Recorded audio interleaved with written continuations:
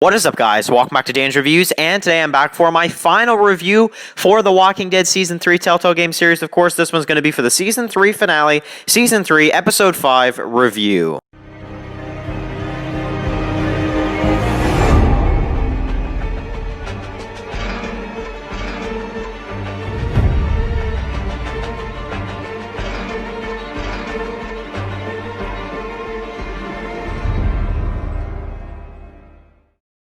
Okay, guys, so this is going to be doing my video review for the final episode now, of course, for The Walking Dead Telltale Games Season 3. So, Season 3, Episode 5. So, I was reading a lot of your guys' comments, and by the way, this video is being filmed on Tuesday, late Tuesday afternoon. I just decided, I said, screw it. I got time today. I'm not too busy today. Why not finish Season 3 today? And I did it. I finished the Season 3 finale. I'm done Season 3 and now heading into Season 4. So, which will be next Tuesday when I review that. So, I just want to talk about this finale. You know, I don't know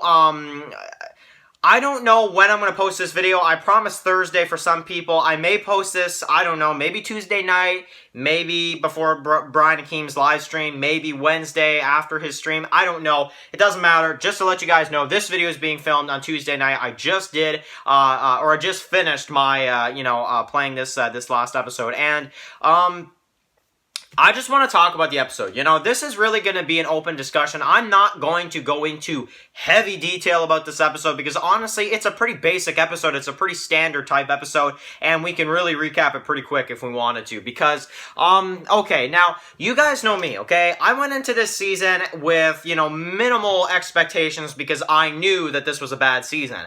2 episodes in, I played the first 2 episodes since the first one was pretty short. I played the second one, and I was like, wow, this is actually a pretty good season. Then I played episode 3 and I played episode 4. I was like, okay, I'm pretty disappointed. After this finale, I don't even know what else to say. Honestly, aside from this was ridiculous. Honestly, this was a ridiculous episode. And honestly, I wish I could have seen like some recap video or something online or some kind of recap or something instead of having to sit through and play this whole episode because honestly, I'm very frustrated with this episode, as I'm sure you can tell, you know, and we're going to get into that. So, basically, let's talk about the episode. Let's do a quick recap. I'm not really going to discuss this episode very much, aside from just kind of generally saying. So, basically, they try to get out of Richmond in this episode, basically. That's the whole concept. You know, we start off the episode with a flashback when they find out his Javier, sorry, and Javier and David find out that their father has cancer, that type of deal, and that they should stick together. And I knew right away, I'm like, okay, one of them's dead or both of them are dead, that type of thing, you know? And, you know, I kind of just knew from that flashback. But they tried to get out of Richmond, basically, and this is when the episode just got boring. I mean, honestly, and it got stupid at the same time. I mean, okay, you know, we have a lot of characters that, you know, so basically, the place is overrun. There's a huge herd of zombies in Richmond, obviously. We saw that back in episode 4. And, the place is basically, you know, pretty much, you know, gone, pretty much. And, you know, I personally thought there was no hope for this place, and at the end of the episode, I'm kind of surprised on how it went. But basically, the way this episode goes is that we get to see, basically, our characters try to get out of there. The whole episode, they're trying to get out of Richmond. They're trying. David is trying to be a good person. He, at one moment, I thought he was going to step right off the cliff, and then at one moment, I thought he may have pushed Javier off the cliff, and maybe both of them would die in this episode. Honestly, I thought so many things would go down in this episode. I was ready for so many things to go down. And by the time I got to about half the episode, I'm like, okay, nothing is going to happen, honestly. And I knew it around about halfway through the episode. I'm like, okay, they're not going to have anything happen, are they? You know, and basically one of the biggest moments of this episode, and it's, you know, I thought Tom's death from Fear the Walking Dead was dumb. I thought his death was like a huge deal, dumb, and something we can make fun of for the rest of our time, you know. But honestly, I have never found a death so stupid, honestly. Ava's death is ridiculous, it's pointless, and I called it. And I'm gonna say I called it because I know a lot of people are gonna remember this.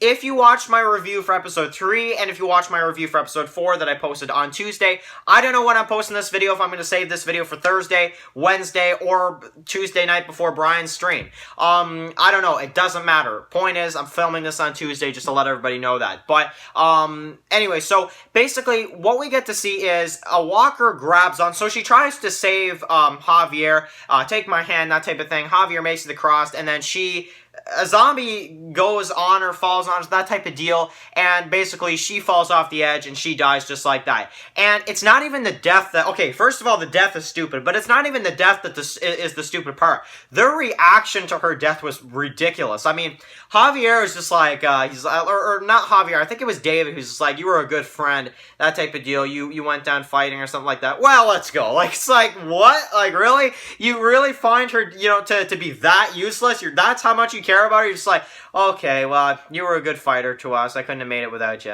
Alright, let's go. Let's get out of here. Like, I don't know. I feel like they should have added more emotion to that scene. It feels like they just didn't even care. Like, you know, they didn't mention her afterwards. They didn't mention that she died. They didn't mention anything almost about her at all. As far as I'm remembering, at least. And I just didn't like it. And then we have kind of the big moment where you have Javier. He tries to put the guts on. He walks through the herd. Now, this is one part I did like when he was walking through the herd with the guts on. I like the kind of visual shots there. I like that type of deal, how he was the distraction and stuff like that. I like the realism, how, you know, the guts smell bad and stuff like that, and Clementine and stuff like that. So I like that. She used that trick back in season 2, and, you know, they did that with Javier in this episode. But I don't know. I didn't really care for it. I was like, really? For a finale, that's all you got? And then, you know, basically you have David who finds out about, you know, through Kate, who screws up big time. And she basically says, I regret loving you, and I regret loving you. And then David's like, wait, what? Like, you know, what? Why is she saying that, you know?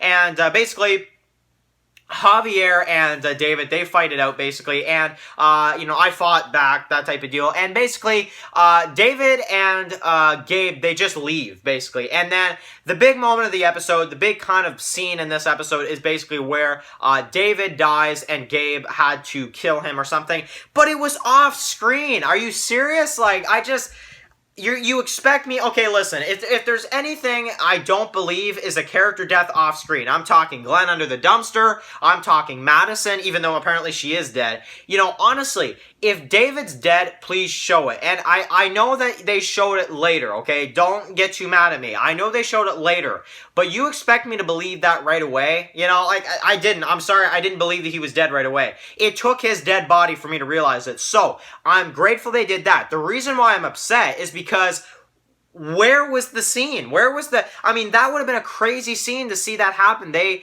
get an accident and he has to put down David or whatever. Gabe has to put him down. That would have been, for once, a good scene for Gabe, you know? But they didn't do that. They skipped by it for some unknown reason. I mean, honestly, the episodes are short enough as it is this season. Why not literally add a couple minutes to this episode and show that scene?